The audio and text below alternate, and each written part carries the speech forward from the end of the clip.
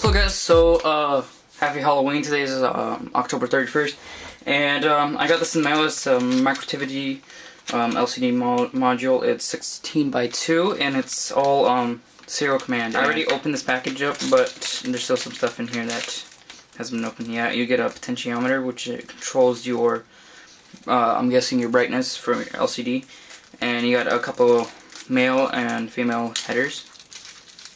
Now this is where you have to be very careful so you don't static shock it. There's the LCD itself, and the way you tell that they're simplified, on the back there's no module logos on top. You can set them almost flat, so yeah. Now, open up our second package. Here you dump our contents out. Here we have a diode. Okay, so this is the diode, and this lets electricity go in one way. It's like a water valve. This basically, electricity could flow past the silver, the silver band, but it cannot come back.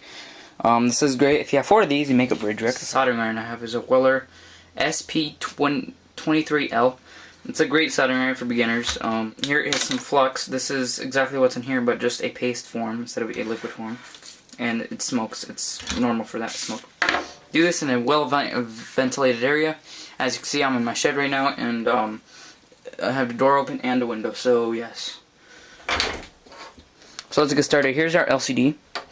Now you take your header pins here, and you put them inside your LCD so that they stick out. Now what you do is you take your flux pen, and what you do is you just run the flux pen across all the golden fingers. Now what that does is it gets it ready for solder. When you solder, or when you heat it up, it cleans the surface immediately for you to apply solder, which will make it receive solder. Short side goes towards the LCD. Try to avoid not to touch. Okay, so the first thing you do is you tack the ends in. You have a little bit of solder on your tip to start with, and then you heat up your pad, and you just add solder to it.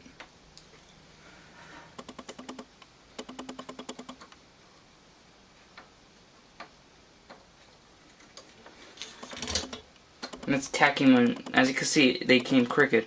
That's why you don't solder them all in. What you do is you tack 2 in. Now you just play with it at this stage, because once you do all the pins, it's be hard to align them again. You just make them straight. It would have been easier if I brought my breadboard along with me, but I didn't. This is also very important. Make sure they're seated all the way.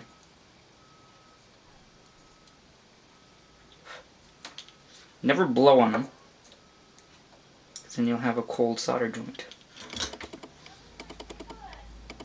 Never touch this area with heat or with your hands, or try to avoid not touching with your hands. Make sure it's still in frame. Okay, yes. Okay. Now, I'll do a time lapse of me soldering all the pins in.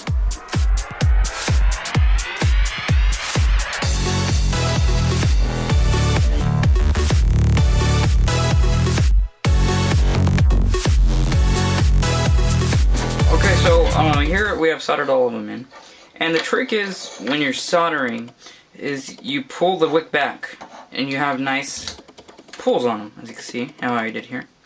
These are still pretty hot. Now we'll go on to simply hooking it up to an Arduino and see if it works.